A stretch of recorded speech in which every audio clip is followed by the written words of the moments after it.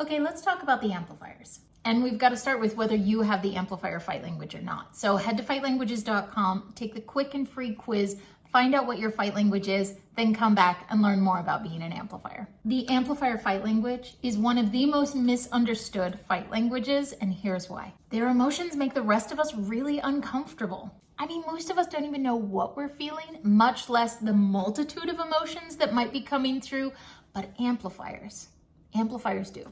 So if you're an amplifier or you know somebody that is, let's talk about why the amplifiers are necessary in the fight. One of the big reasons that we need amplifiers around is that they evoke emotion.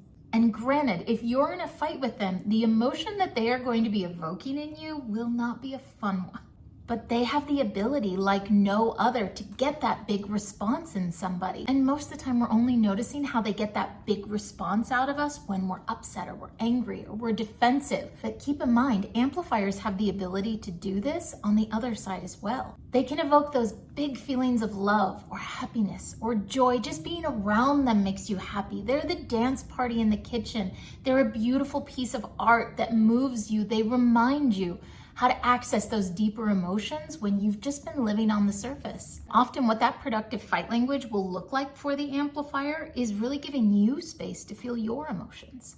Because remember, these are people that are really comfortable with emotions. So if you start having a big reaction or you're confused and trying to work things out, you're feeling a lot of feels, an amplifier is the one that you want to have sitting next to you. They're not going to be intimidated by your emotions. They're not going to be put off or shut down. They're going to lean into you in a time when being seen is really important. Another reason that we want our amplifiers speaking their fight language in a productive way is because they're the ones that are going to reassure you you're not too much.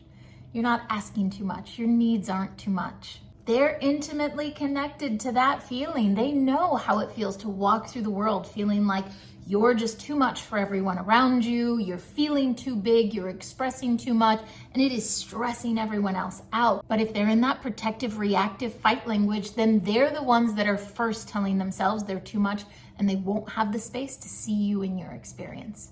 They're gonna apply the same thing to you that they're applying to themselves, which is be less, say less, do less, be quiet. This is why starting to speak your fight language more productively is so important. This is part of the connection that you're building in the conflict, is you're not overwhelmed by someone else's emotions because you're not overwhelmed by your own emotions. If you want to learn more about being an amplifier or fighting with one, then head to fightlanguages.com, download the translator, grab the new book, and start fighting better.